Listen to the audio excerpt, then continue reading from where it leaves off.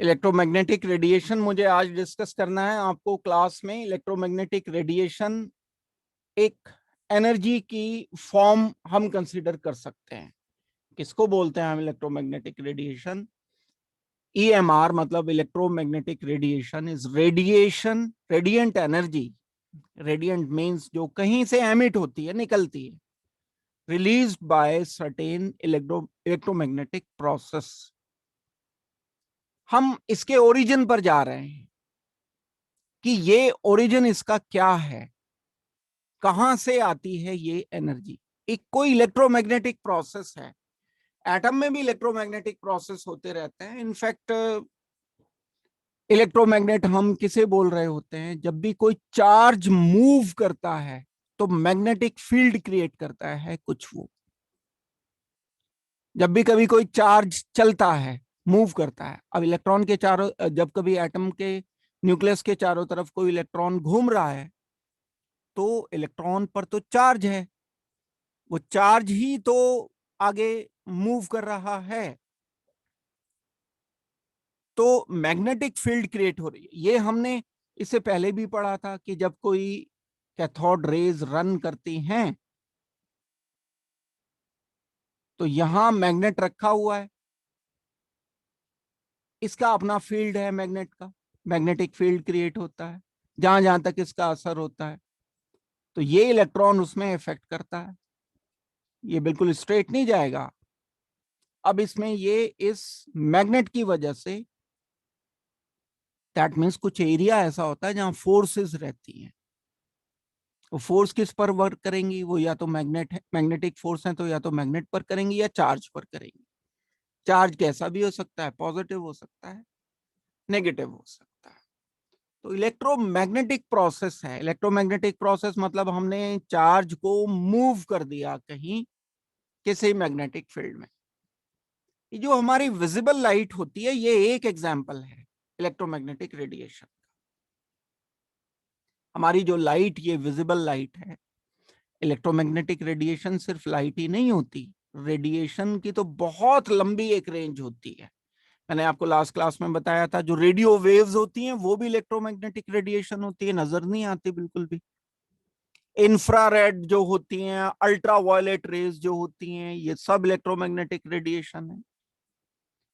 जो हमारी visible range होती है, मतलब जिस रेंज में इलेक्ट्रोमैग्नेटिक रेडिएशन जब होता है, वो वाला इलेक्ट्रोमैग्नेटिक रेडिएशन, तो हमें चीजें नजर आने लगती हैं। वो रेडिएशन चीजों पर गिरता है। कोई मान लो ये विजिबल रेंज की वेव है, तो किसी ऑब्जेक्ट पर ये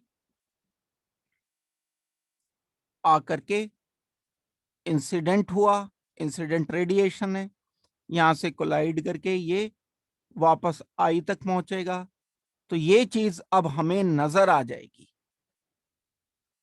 ये दिखना शुरू हो जाती है चीज। तो इसको बोलते हैं हम रेडिएशन को कि ये विजिबल रेडिएशन है या विजिबल रेंज है।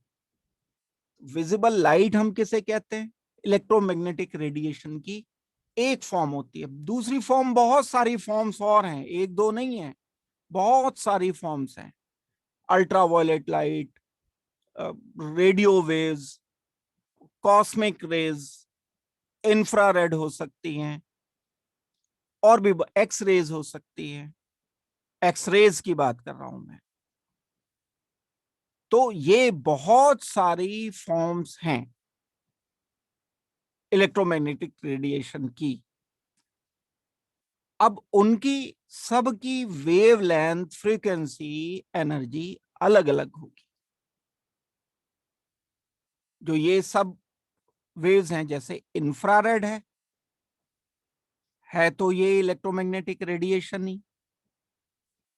रेडियो वेव हैं, ये भी इलेक्ट्रोमैग्नेटिक रेडिएशन है, लेकिन इसकी एनर्जी अलग है, इसकी एनर्जी अलग है। इसकी एनर्जी ई इंफ्रारेड बोल सकता हूं मैं, इसकी एनर्जी मैं बोल सकता हूं ई रेडियो वेव। अब अगर एनर्जी इनकी अलग अलग है तो इनकी वेवलेंथ भी अलग अलग होगी। इसकी वेवलेंथ अलग होगी, इसकी वेवलेंथ अलग होगी। क्या होती है वेवलेंथ? एक आइडिया, जब कोई हम वेव बनाते हैं, एक वेव अगर लेते हैं तो एक वेव में ट्रफ एंड क्रस्ट का डिस्टेंस, ये वेवलेंथ कहलाता है। इसको हमने डिस्कस किया था। तो ये वेवलेंथ हर एक रेडिएशन की अलग अलग होगी। अगर हम फ्रीक्वेंसी की बात करेंगे, हर एक रेडिएशन की जब वेवलेंथ अलग है तो फ्रीक्वेंसी तो अलग होगी। जब फ्रीक्वेंसी अलग है तो एनर्जी तो अलग होगी, टाइम पीरियड तो अलग होगा ही होगा। हर एक वेव की अपनी एक पहचान है। किससे पहचानी जाती है कोई वेव? एनर्जी से, वेवलेंथ से, फ्रीक्वेंसी से, टाइम पीरियड से। ये सब अलग अलग काउंट होती है।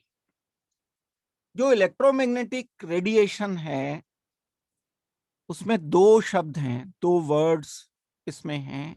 एक इलेक्ट्रो और एक मैग्नेटिक। यानी एक का रिलेशन इलेक्ट्रिक फोर्सेस से है और एक का रिलेशन मैग्नेटिक फोर्सेस से है। ये रिलेटेड है मैग्नेटिक फोर्स से और ये है इलेक्ट्रिकल फोर्सेस से।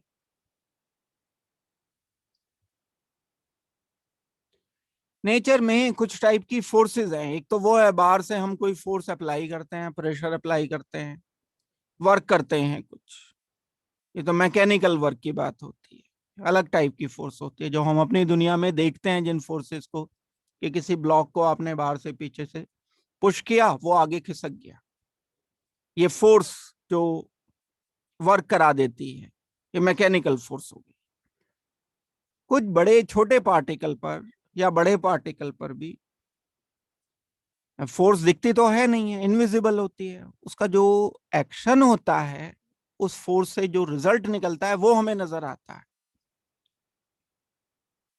तो कोई कह थोड़ी सकता है कि हमने इस ब्लॉक पर इतनी फोर्स लगाई है, तो हमें दिखेगी थोड़ी वो कि ब्लू कलर की थी ये फोर्स, ये वाली फोर्स जो थी वो रेड कलर की थी।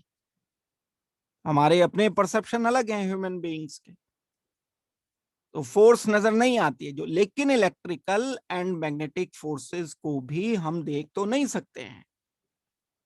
हाँ, इनको महसूस कर सकते हैं। मींस हम इनको ऑब्जर्व किस तरह से कर सकते हैं? इनके एक्शन से, जो इनके एक्शन होते हैं। तो इलेक्ट्रोमैग्नेटिक रेडिएशन जो होते हैं उसमें दो टाइप के कंपोनेंट हैं, एक इलेक्ट्रिकल एक मैग्नेटिक।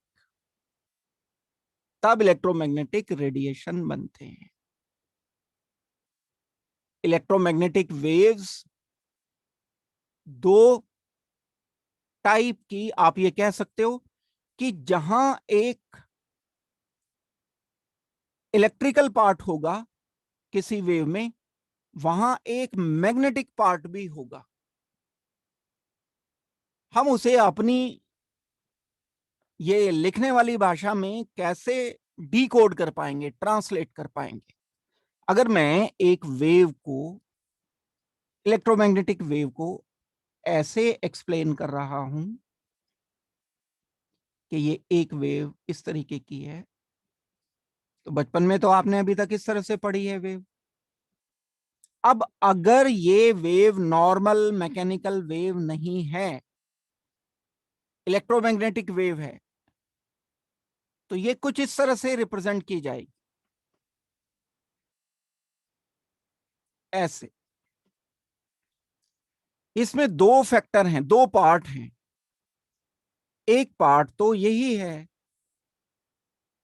जो नॉर्मल वेव का जैसे हम लिखते थे।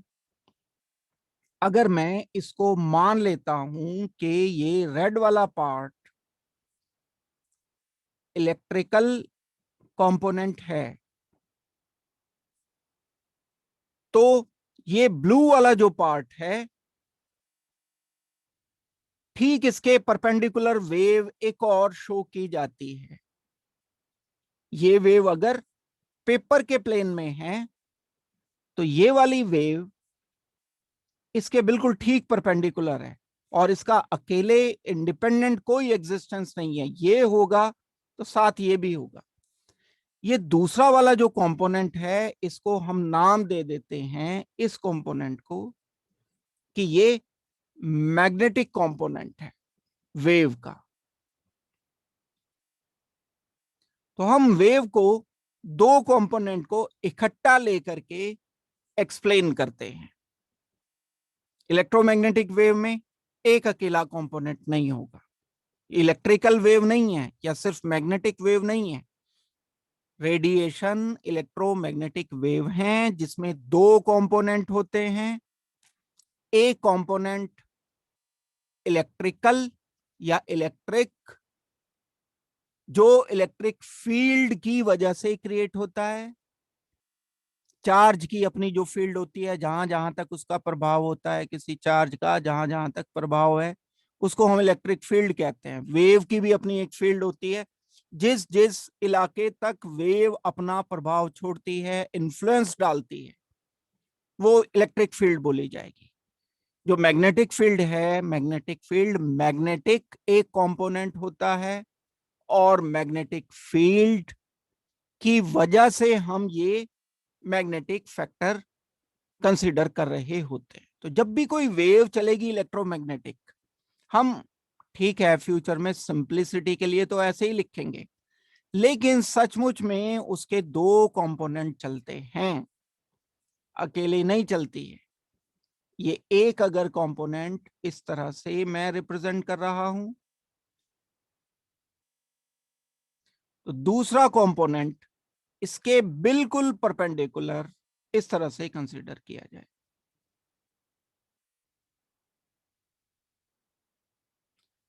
ये वाला पार्ट एंड ये वाला पार्ट एक दूसरे के परपेंडिकुलर रहते हैं, 90 डिग्री ही होते हैं।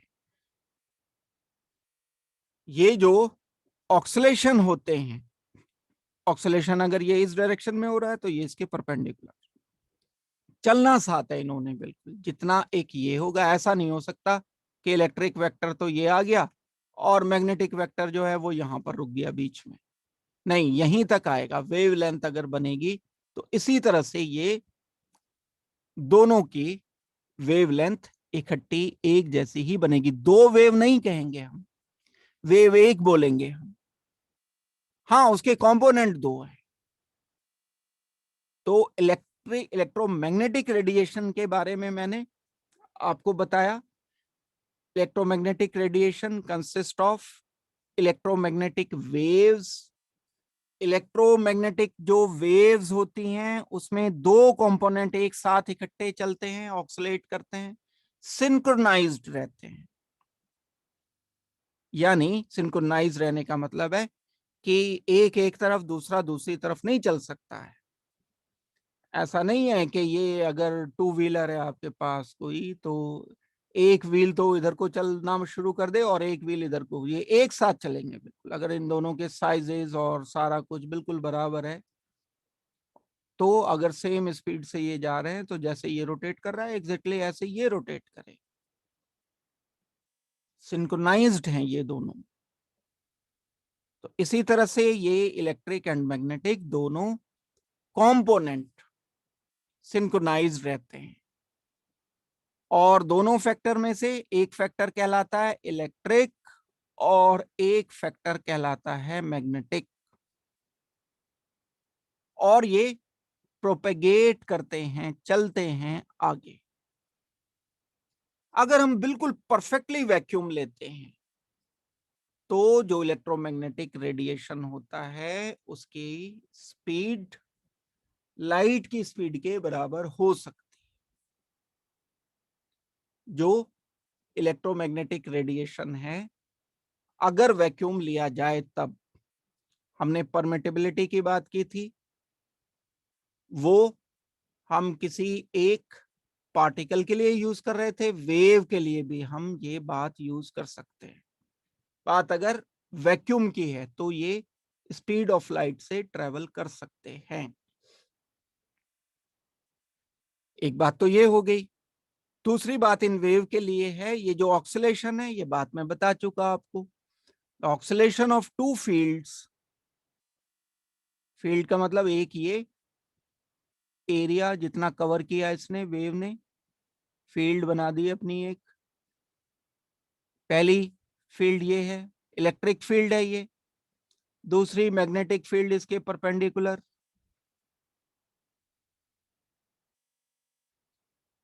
two fields are perpendicular to each other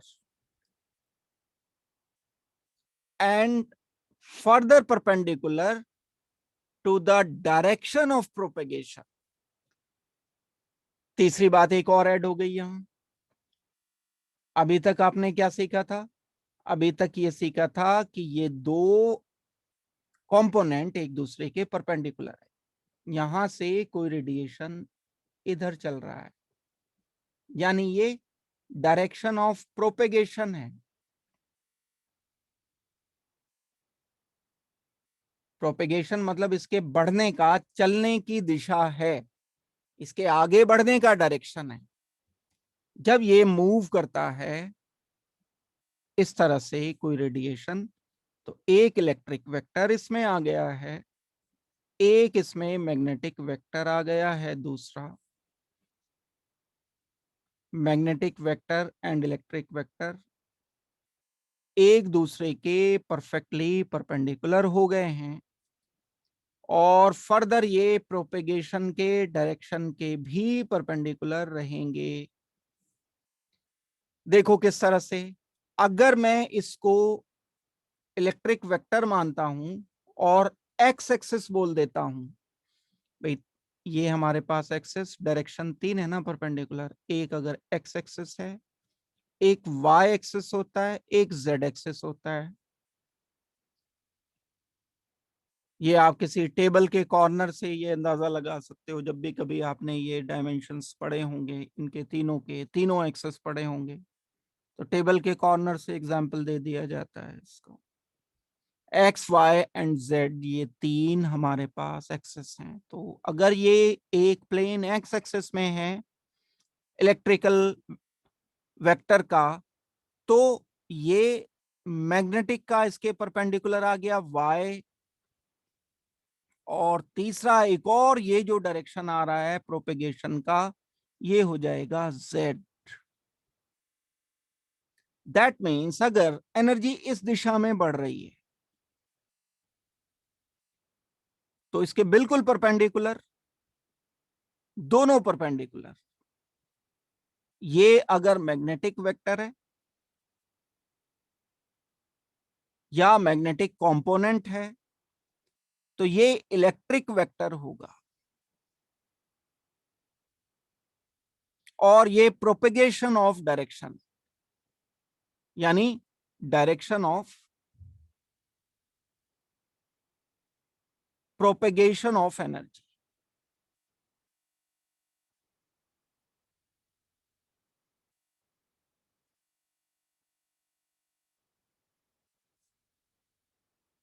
ये होता है ट्रांसमिशन किसी भी इलेक्ट्रोमैग्नेटिक वेव्स। ट्रांसमिशन मतलब आगे बढ़ना, मूव करना, वेव की फॉर्म में, मटेरियल नहीं बढ़ता आगे, वेव आगे बढ़ जाती है, एनर्जी आगे मूव कर जाती है।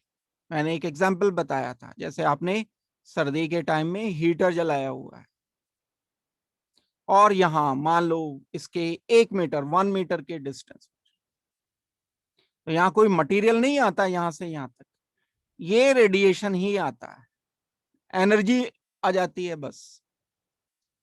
कैसे आ रही है एनर्जी, किस फॉर्मेट में आ रही है? वो इलेक्ट्रोमैग्नेटिक रेडिएशन के फॉर्मेट में ही आ रही है।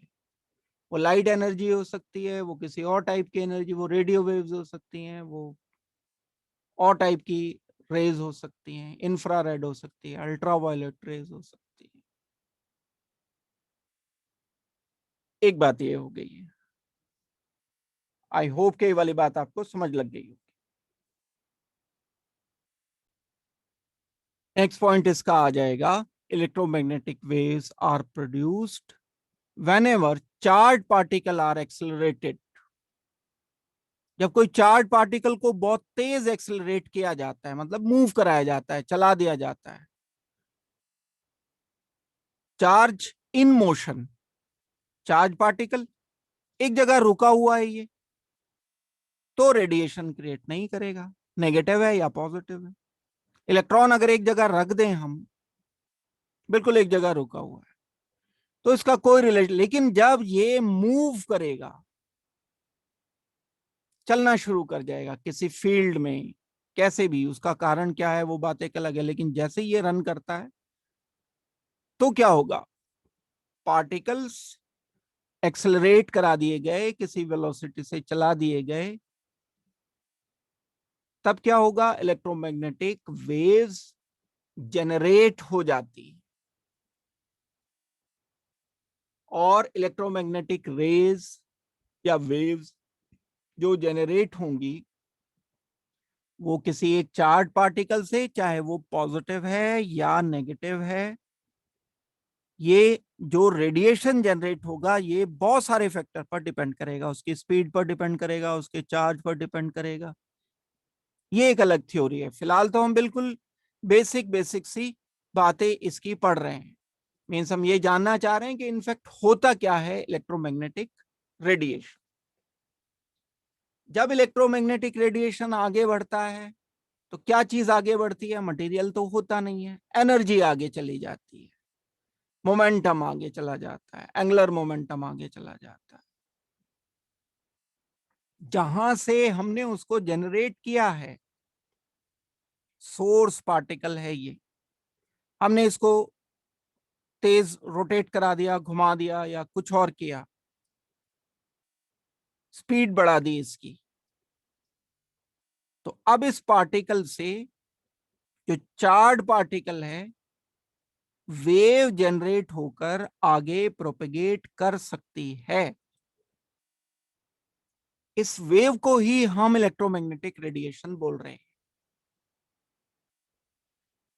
शुरू में ये थ्योरीज जो दी गई हैं उस टाइम पर, जब ये थॉमसन एटॉमिक मॉडल पूरा हुआ, उसके बाद से ये सारी थ्योरी, जो प्लैंक्स थे उन्होंने इस पर वर्क किया, प्लैंक्स के टाइम में इलेक्ट्रोमैग्नेटिक रेडिएशन पर वर्क किया गया। वो जो प्लैंक्स कांस्टेंट होता है एच जिसे हम कहते हैं, तो जो भी कांस्टेंट आता है उन्होंने अपने नाम से ही कांस्टेंट रखा।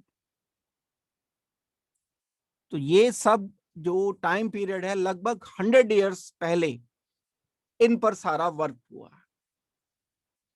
तो इसको अगर मैं आगे प्रोसीड करता हूं, electromagnetic waves, EM waves, electromagnetic waves carry energy, momentum, angular momentum away from their source particle। जहां से हम इन्हें जनरेट कर रहे हैं, तो जो रेडिएशन जनरेट हुआ वो आगे प्रोसीड कर सकता है बिना मटेरियल को लिए, और ये क्या कर सकता है, मैटर से इंटरेक्शन कर सकता है। This electromagnetic radiation can pass those quantities to matter with which they interact। क्या मतलब हुआ इस बात का, ये रेडिएशन चलता चला जा रहा है,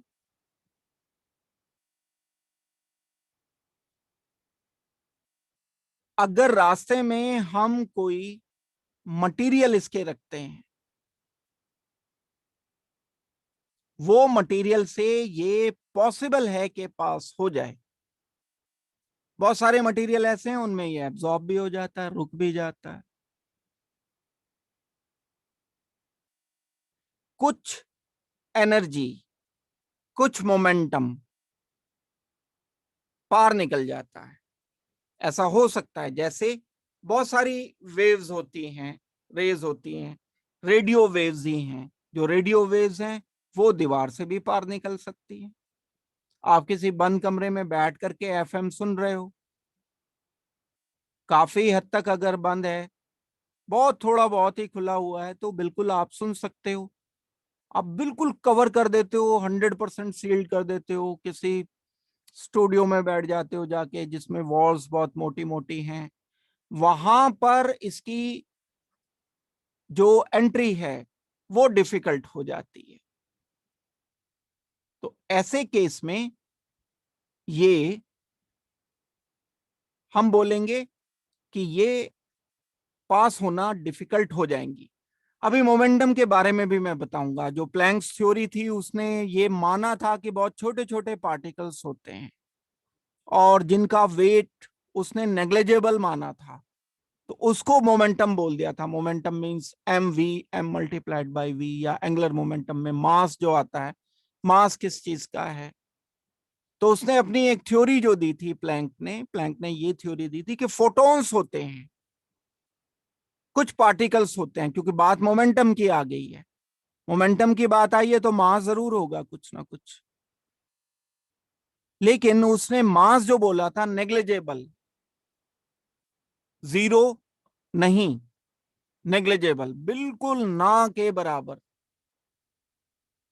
मास इन पार्टिकल का होता है। उसने पार्टिकल के साथ भी रिलेट किया था। इसी थ्योरी के साथ हम आगे बढ़ रहे हैं। आगे चल करके हम मास एंड रेडिएशन को इकट्ठा कंसीडर करेंगे। यानी हम ये बताएंगे कि कोई एक, जो हम मूव कराते हैं किसी चीज को, वो रेडिएशन भी हो सकता है। यस, मटेरियल वेव्स, मटेरियल के साथ वेव एसोसिएटेड हो सकती हैं। जैसे कोई हमारे पास मास है, फोटोन है, ये फोटोन जो प्रोपेगेट हो रहा है, इस फोटोन के कॉरेस्पॉन्डिंग ही वेव होती है। इवन जो इलेक्ट्रॉन रन करता है, उस इलेक्ट्रॉन की भी कॉरेस्पॉन्डिंग वेव हो सकती है। हम ऐसे कह सकते हैं कि ये न्यूक्लियस है, न्यूक्लियस के चारों तरफ इलेक्ट्रॉन को घुमा रखा है आपने। अब इलेक्ट्रॉन को तो हमने ये कंसीडर कर रखा है कि ये तो मटेरियल है, मास है। लेकिन अभी थोड़ा सा आगे चलेंगे तो हम पढ़ेंगे कि इलेक्ट्रॉन क्योंकि बहुत छोटा पार्टिकल है, मास है, तो ये कुछ थोड़ा सा वेव की तरह भी बिहेव करता है।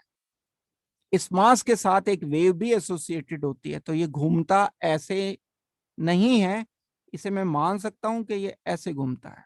मतलब ऐसे घूमता है मींस इसके साथ जो वेव होती है वो इस तरह से एसोसिएट रहती है। इलेक्ट्रॉन तो ये ऐसे ही चलता चला जा रहा है, जहां जहां इलेक्ट्रॉन चल रहा है उसके साथ एक वेव एसोसिएटेड है, electric and magnetic vector associated है। तो ये हम कंसीडर कर सकते हैं। तो मोमेंटम उस व्यू पॉइंट से हम कह रहे हैं कि कुछ ऐसे पार्टिकल जिनको नाम दिया जाता है फोटॉन्स का, वो फोटोन पार्टिकल नेग्लिजिबल मास के इसके साथ कनेक्टेड, तो हम ये बता सकते हैं। इनको बोला जाता है क्वांटा, क्वांटम। क्वांटा मतलब बहुत ही एक्सट्रीमली छोटे पार्टिकल्स, इलेक्ट्रॉन से भी कहीं ज्यादा छोटे, हजारों लाखों गुना करोड़ों गुना छोटे इलेक्ट्रॉन से भी। क्वांटा मतलब बिल्कुल weightless particle of electromagnetic waves. Quanta यानी particles of electromagnetic waves are called photon. इनको नाम दिया था फोटोन का, यानी इनको बोल दिया कि ये मासलेस हैं।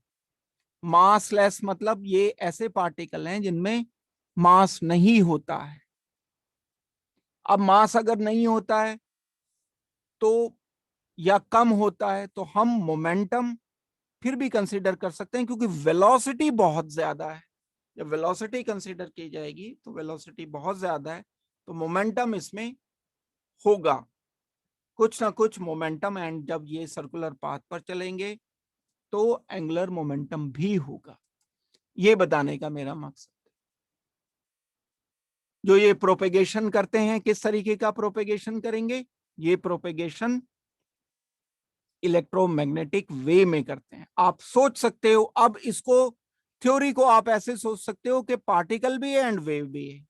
ये एक डुअल थ्योरी है जो अभी आगे मुझे बतानी है चल करके। इनफैक्ट ये सारी मिक्स हैं चीजें, एक दूसरे के साथ रिलेटेड हैं। कुछ तो पहले बताना ही पड़ेगा, दैट मीन्स। तो अब इस बात को आप ऐसे सोच सकते हो कि कोई एक पार्टिकल है, इलेक्ट्रॉन मान करके कर लो, इलेक्ट्रॉन भी क्योंकि हल्का पार्टिकल होता है, और हल्के पार्टिकल को हम क्वांटा बोल देते हैं। हल्का मतलब एक्सट्रीमली बहुत, इतना हल्का कि हम उसे लगभग जीरो कह दें।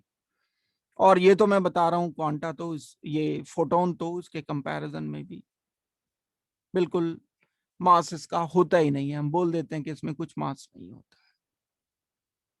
जैसे आप ये बोल दो कि अगर मेरे पास सपोज करते हैं कि लोडेड ट्रक हैं और 1000 लोडेड ट्रक हैं, 10,000 लोडेड ट्रक खड़े हैं कहीं पर, उनका पूरा वेट, और उसके कंपैरिजन में मैं आपको कहता हूं कि एक पार्टिकल का 10 लाखवां पार्ट मैं लेता हूं, तो इन 10 लोडेड ट्रक के कंपैरिजन में तो बिल्कुल कुछ भी नहीं है, इग्नोर कर सकते हैं हम उसको। तो वही कंडीशन यहां पर है कि इलेक्ट्रॉन के कंपैरिजन में इतना ही छोटा ये फोटोन, और हमने उसे बिल्कुल इग्नोर कर दिया। तो जब ये पार्टिकल, जैसे इलेक्ट्रॉन की मैं बात करता हूं, इलेक्ट्रॉन दो तरह से बिहेव करता है। एक बिहेवियर इसका होता है मटेरियल की तरह, जो कि हमने पढ़ा, इसमें मास होता है, इसमें बाकी और सारी चीजें रिलेटेड हैं। और जब ये प्रोपेगेट करता है तो इस तरह तो प्रोपेगेट करता ही करता है ये, लेकिन इसके साथ जब भी ये चलता है एक एसोसिएटेड वेव होती है।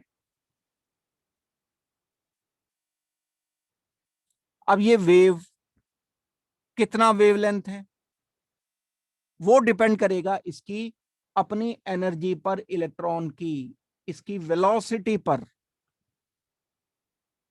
और वेलोसिटी एंड एनर्जी किस बात पर डिपेंड करती हैं? अगर ये इलेक्ट्रॉन किसी एटम में घूम रहा है तो वेलोसिटी एंड एनर्जी डिपेंड करती है इसके डिस्टेंस पर, रेडियस पर, रेडियस का एंड एटॉमिक नंबर का रिलेशन इसकी वेलोसिटी से होता है, वेलोसिटी का रिलेशन इस इलेक्ट्रॉन की एनर्जी से होता है, और इस इलेक्ट्रॉन की एनर्जी का रिलेशन इसके साथ जो एसोसिएटेड रेडिएशन है उसके वेवलेंथ से होगा। हर ऑर्बिट में जो एसोसिएटेड वेवलेंथ होगी रेडिएशन की, हर ऑर्बिट में अलग अलग एनर्जी के इलेक्ट्रॉन होंगे, और हर ऑर्बिट में जो एसोसिएटेड वेवलेंथ होगी रेडिएशन की वो अलग अलग होगी, क्योंकि एनर्जी अलग अलग है हर ऑर्बिट में। फिर हम वहीं वापस आ गए कि ऑर्बिट की एनर्जी अलग है, तो hc/λ उस ऑर्बिट से जो एसोसिएटेड वेवलेंथ है वो अलग है। ये बात हम फिर वहीं रिलेट कर सकते हैं। तो ये सारा का सारा जो सारे साइंटिस्ट थे उनका ध्यान इस बात की तरफ गया कि बहुत छोटे जब पार्टिकल्स होते हैं तो वो वेव की तरह भी बिहेव करते हैं। वेव की तरह भी मींस दो नेचर होते हैं बहुत छोटे पार्टिकल के, वेव नेचर भी होता है एंड पार्टिकल नेचर भी होता है। यानी किसी एक बॉर्डर लाइन पर आकर के हम बहुत छोटे पार्टिकल के लिए एक अलग टाइप से सोचेंगे कि वहां की दुनिया अलग है, वहां पर हमारे ये वाले कानून नहीं लगते जो हमारी दुनिया में लगते हैं। हमारे कौन से कानून? जो मैकेनिकल, हम न्यूटोनियन फिजिक्स जिसे हम कहते हैं, लॉ ऑफ मोशन जो हम लगाते हैं, वो उस टाइप के नहीं लगते, वहां अलग टाइप का।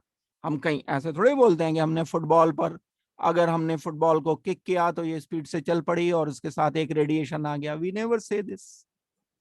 बड़ा पार्टिकल है क्योंकि फुटबॉल तो बहुत हैवी होता है। ये दुनिया अलग है। जो क्वांटम या क्वांटा की जो दुनिया है वो बिल्कुल अलग है। उसमें इनफैक्ट क्या है, एक्सट्रीमली स्मॉल पार्टिकल का बिहेवियर ड्वेल होता है, मतलब दो बिहेवियर हैं उसके। कैसे दो बिहेवियर हैं? एक वो वेव भी होता है, एक वो पार्टिकल भी होता है। जब हम उसे वेव की तरह देखेंगे तो हम उसके साथ एक रेडिएशन, एक वेवलेंथ एसोसिएट करेंगे। जब हम उसे पार्टिकल की तरह देखेंगे तब हम उसे मास की तरह कंसीडर करके चले। इन दोनों में आपस में रिलेशन भी है। वेव का रिलेशन किसी मटेरियल के साथ है। यही ड्वेल नेचर है मैटर का मटेरियल का, ये डुअल नेचर काउंट होता है। इस थ्योरी को हम थोड़ा सा आगे करके पढ़ेंगे, थोड़ा जो ये वाला पार्ट हो जाएगा इसमें आप चीजें सारी ये वेव से रिलेटेड सीख लोगे। तो फिर हम जो डी ब्रॉगली इक्वेशन इसमें पढ़ी जाती है चैप्टर में, वो डुअल नेचर को इंडिकेट कर रही होती है। तो वन बाय वन एक एक करके ये सारी चीजें आ जाएंगी। ठीक है भाई। तो ये जो इलेक्ट्रोमैग्नेटिक वेव रेडिएशन होता है, अब हम इसको वेव रेडिएशन कह सकते हैं। क्या होता है ये, इसको किया जा सकता है explain. It is set of mutually perpendicular electrical and magnetic field with which oscillate in direction perpendicular to the direction of propagation। यही बात जो अभी हमने थोड़ी देर पहले एक्सप्लेन की है, मैंने थोड़ा सा अलग करके बता दिया, उसको और डिटेल से बता दिया। ये डिफाइन कर दी गई बात, बस यहाँ डिफाइन कर दी गई। मतलब इलेक्ट्रोमैग्नेटिक रेडिएशन में दो कंपोनेंट, एक अगर ये है तो दूसरा इसके परपेंड। अब मैं वेव ना बना के इस एरो को इस तरह से लिख रहा हूं, और परपेंडिकुलर जो है इसको ऐसे लिख रहा हूं वेव को। दो मैंने क्लब कर दी, ये दो वेक्टर्स हैं एक दूसरे के साथ जो प्रोपेगेशन के डायरेक्शन के परपेंडिकुलर होंगे। तो ये रिप्रेजेंट ऐसे किया जाता है। ये एक इलेक्ट्रिक वेक्टर, फैक्टर एक अलग चीज है, वेक्टर एक अलग चीज है, वेक्टर की बात कर रहा हूं, ये मैग्नेटिक वेक्टर, और ये प्रोपेगेशन का डायरेक्शन। अगर ये एक्स एक्सेस है तो ये वाई एक्सेस हो जाएगा, ये जेड एक्सेस हो जाएगा। तो इलेक्ट्रिक एंड मैग्नेटिक फील्ड से हम इनको रिलेट कर सकते हैं। एक इलेक्ट्रिक फील्ड हो गया, एक मैग्नेटिक फील्ड हो गया। तो कभी अगर डेफिनेशन पूछी जाए कि डिफाइन इलेक्ट्रोमैग्नेटिक वेव, तो हम इस तरह से इसको डिफाइन कर सकते हैं।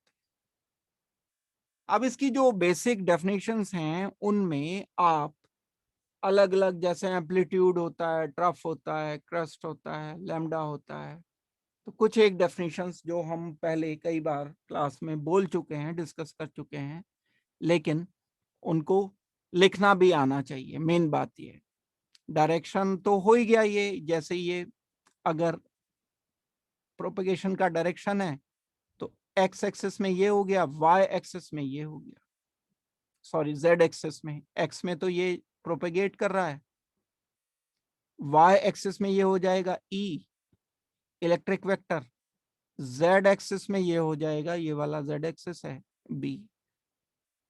ड्रॉ करना आ ही गया होगा अभी आपको ये, तो आप आसानी से इसे ड्रॉ कर सकते हो। कैरेक्टरिस्टिक की बात अगर हम करते हैं तो वेव को, किसी एक वेव को, अब हम इसे कॉम्प्लेक्स करके शो नहीं कर रहे हैं, दोनों वेक्टर्स नहीं दिखा रहे हैं वेव के। हालांकि वेव में, इलेक्ट्रोमैग्नेटिक में होते तो दो वेक्टर्स हैं, एक ये होता है और एक ये होता है, लेकिन हम इसे सिंपल करके शो करेंगे, क्योंकि वेव का जितना वेवलेंथ यहां से यहां तक एक का होगा, दूसरा तो उसके साथ ही चलना है, ये अलग अलग नहीं हो सकते। ऐसा नहीं हो सकता कि इलेक्ट्रिक वेक्टर इधर आ गया और मैग्नेटिक वेक्टर बस यहाँ पे खत्म हो गया, ऐसी वेव नहीं बनेगी। तो अगर ये क्रस्ट एंड ट्रफ की बात करते हो तो crust and trough and A amplitude हो गया। ये एक एम्पलीट्यूड किसी वेव का ज्यादा भी हो सकता है, किसी का कम भी हो सकता है। ये एम्पलीट्यूड ज्यादा है एक्सिस से इस वेव की हाइट, और ये एम्पलीट्यूड कम है, ये वाला एम्पलीट्यूड की बात करते हो, ये एम्पलीट्यूड कम आ जाएगा। और आगे अगर हम इसकी डेफिनेशंस को बोलते हैं,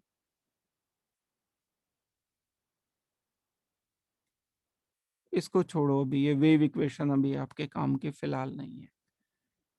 एक एक करके हम डेफिनेशन करेंगे। वेवलेंथ ऑफ वेव, ये डेफिनेशन किस चीज की हो गई, wavelength, defined as the distance between any two consecutive crest and troughs.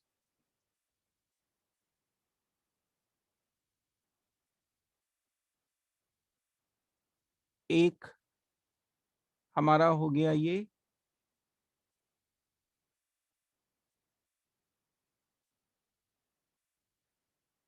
ये ट्रफ हो गया और ये क्रस्ट हो गया।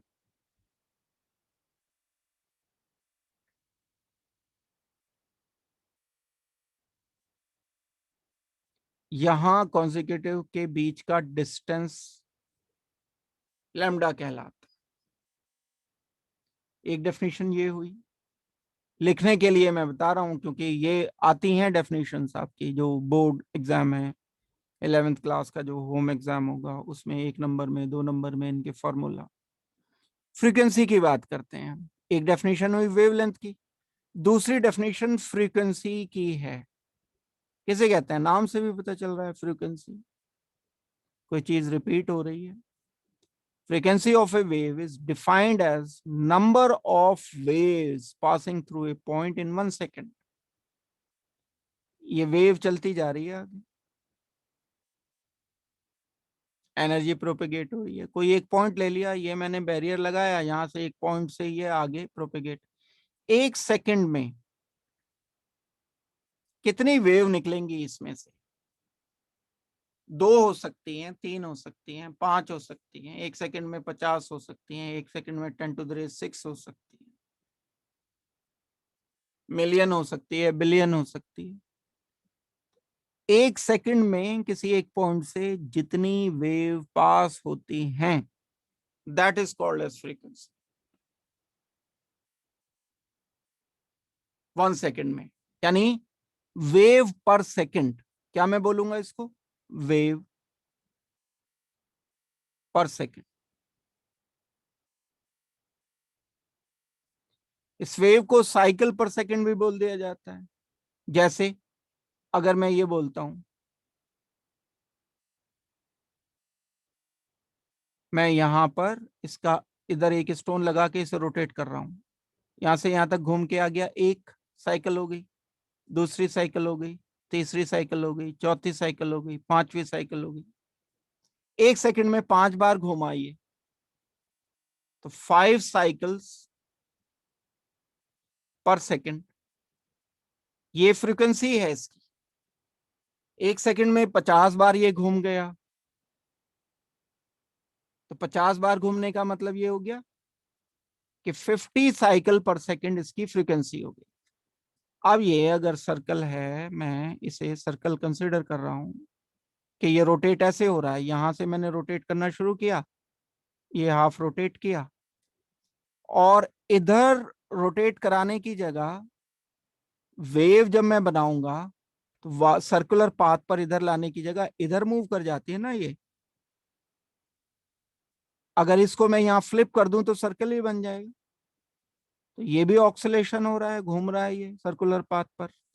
और एक तरीके से वेव जो है ये आधी वेव इधर, एक इधर, ये सेमी सर्कल ही तो है, सेमी सर्कल ही तो है। इसको उठा करके इधर फ्लिप कर दो तो पूरा सर्कुलर बन जाएगा ये एक। तो जितना ये है सेमी सर्कल, उतना ये है हाफ, और उतना ये हाफ। तो फ्रीक्वेंसी मैं ऐसे भी कह सकता हूं, जैसे हो सकता है आपने ये वाली सर्कुलर पाथ वाली फ्रीक्वेंसी पढ़ी हो, यहां से मैंने स्टार्ट करके एक पूरा चक्कर दिया, ये भी एक पूरा चक्कर है इसका, यहां से लेकर यहां तक एक ही तो चक्कर है ये पूरा। जैसे सर्कुलर पाथ पर होता है, यहां चला, अब ये यहां चलने की जगह इधर चला दिया, आगे प्रोपेगेट करा दिया। ये रिपीटेड हो रहे हैं बस इसी तरह से, ये भी रिपीट हो रहे हैं, लेकिन प्रोपेगेट आगे हो गए, लीनियर मोशन में आगे तरफ एनर्जी बढ़ गई। यहाँ एक पॉइंट के इर्द गिर्द बस ये घूमता चला जा रहा है, चारों तरफ घूमता चला जा रहा है। तो ये फ्रीक्वेंसी की डेफिनेशन है, और इसे प्रॉपरली समझ करके अच्छी तरह से आपको करना है। इसके बाद हम आते हैं, फ्रीक्वेंसी जो होती है इज रिप्रेजेंटेड बाय न्यू। ये एक अल्फाबेट होता है लैटिन का जिसे हम न्यू बोलते हैं। और इसको हर्ट्स में पर सेकंड में, अभी हमने कहा था ना कि साइकिल्स पर सेकंड, वेव पर सेकंड, तो ये पर सेकंड में रिप्रेजेंट की जाती है। और पर सेकंड को हम क्या कहते हैं? हर्ट्स कहते हैं। एच जेड से रिप्रेजेंट करते हैं हर्ट्स। हर्ट्स जो है पर सेकंड को बोला जाता है। ये नाम था साइंटिस्ट का, तो उनके नाम पर ये हर्ट्स साइकिल पर सेकंड को फ्रीक्वेंसी बोला जाए। इसकी यूनिट में थोड़ा सा दिक्कत आती है। ये तो हो गई फ्रीक्वेंसी, दो डेफिनेशन होंगे। Definition number 1 wavelength, number 2 frequency हो गई। तीसरी जो डेफिनेशन है हमारी velocity. Velocity of wave is defined as linear distance travelled by a wave in 1 second. ये एक अलग बात है। कितनी वेव क्रॉस हो रही है वो एक गिनती है ना, कि वेव 5 वेव आ गई। अब 5 वेव आ गई तो फ्रीक्वेंसी 5 पर सेकंड हो गई। लेकिन वेव 1 सेकंड में किसी एक पॉइंट से ट्रेवल की, और वो डिस्टेंस इतना आया उसका, यहां से चलना शुरू की है, 1 सेकंड में ये इतनी ट्रेवल कर गई। इतना डिस्टेंस अगर आया 1 सेकंड में, तो ये पूरा जो डिस्टेंस ट्रेवल किया है 1 सेकंड में, वो बोला जाएगा वेलोसिटी। वैसे भी हम डिस्टेंस पर सेकंड ही बोलते हैं, मीटर पर सेकंड बोलते हैं ना वेलोसिटी को। वही कंडीशन यहां पर आएगी। Velocity of wave is defined as linear distance travelled by wave in 1 second. Linear distance की बात हो रही है, ये वाले डिस्टेंस की, देखिए सर्कुलर पाथ पर इस तरह से नहीं, लीनियर डिस्टेंस 1 सेकंड में जो तय किया जाता है। क्या यूनिट आ जाएगी इसकी? मीटर पर सेकंड, सेंटीमीटर पर सेकंड, कुछ भी बोल दो आप। अगर बहुत ज्यादा लंबी दूरी तय करके आती है बहुत सारी वेव्स, कई सारे किलोमीटर, 100 किलोमीटर से 200 किलोमीटर से, रेडियो वेव्स जो होती हैं, ट्रांसमीटर ट्रांसमिशन जो होता है वो तो बहुत बहुत दूर से मून से हो जाता है, तो किलोमीटर पर सेकंड। सारी वेव्स ये अलग अलग इनकी हो रही होती है। समझ आ गई ये बात?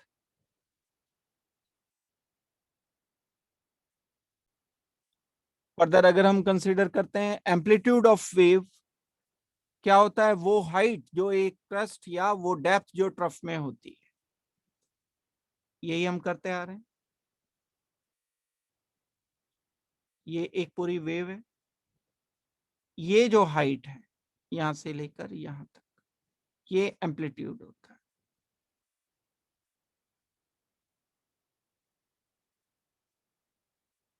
एक होता है वेव नंबर। 1 सेंटीमीटर में जितनी वेव्स प्रेजेंट होती है, वेव नंबर क्या होता है? 1 सेंटीमीटर में जितनी वेव्स प्रेजेंट होती है। ये डेफिनेशन अलग है, ये डेफिनेशन अलग है। Wave number is defined as the number of waves present in 1 centimetre.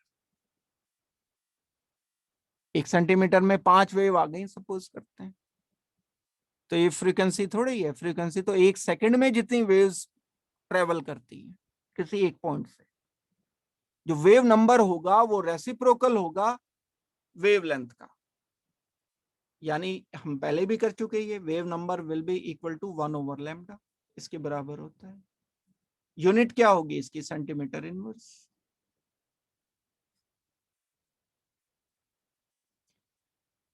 ये बात आपको करनी है एक। इसके अलावा जो रिलेशन होता है वेलोसिटी में, वेव नंबर में, बल्कि हम फ्रीक्वेंसी कह सकते हैं, एंड वेवलेंथ में, ये जो रिलेशन है that is velocity will be equal to frequency multiplied by lambda.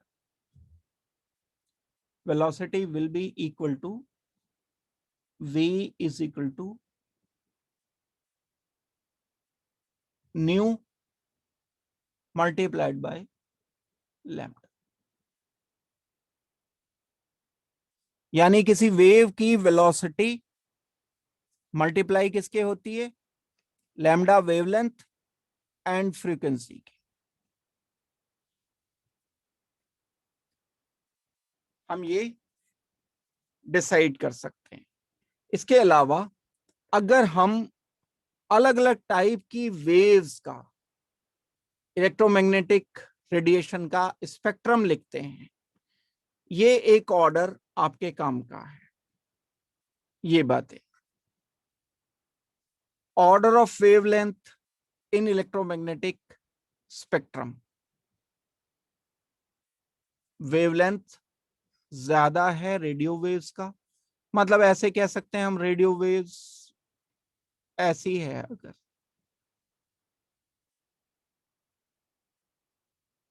Wavelength काफी ज्यादा हो गया इसका, मान लो 1000 किलोमीटर हो गया, चलो मीटर कर लो, 1 किलोमीटर हो गया, वैसे ज्यादा होता है, 100 किलोमीटर भी हो जाता है, 1000 किलोमीटर भी हो जाता है। वेवलेंथ किसी एक वेव का इतना हो सकता है। एक वेव बनने में यहां से लेकर के, सपोज करते हैं बिल्कुल साउथ इंडिया के किसी सिटी तक, चेन्नई तक या केरला तक एक वेव बन सकती है। इनको रेडियो वेव्स बोला जाएगा। और माइक्रोवेव कुछ कम हो जाती हैं, कुछ छोटी हो जाती हैं वेव्स, ये माइक्रोवेव हो जाती है। ये आप कह सकते हो 10 मीटर तक, लगभग 10 मीटर से 1 मीटर तक के बीच। इंफ्रारेड जो होती हैं वो और छोटी हो जाती है। ये वेवलेंथ जो आ जाएगा वो 10⁻³ मीटर से लगभग 10⁻⁻5 मीटर तक का रहता है। अल्ट्रावायलेट रेज का वेवलेंथ और छोटा हो जाता है, एक्स रेज का और छोटा हो जाता है, गामा रेज तो बहुत छोटी होती है, गामा रेज तो बिल्कुल। वेवलेंथ कितना हो गया, ये डिस्टेंस कितना आएगा इसका, 10⁻13 मीटर। अब आप सोच सकते हो कहाँ 1000 मीटर या 10⁻6 मीटर, और कहाँ 10⁻13 मीटर। बहुत छोटी वेव्स होती हैं, बहुत बड़ी वेव्स होती हैं। ये ऑर्डर आना चाहिए इसमें।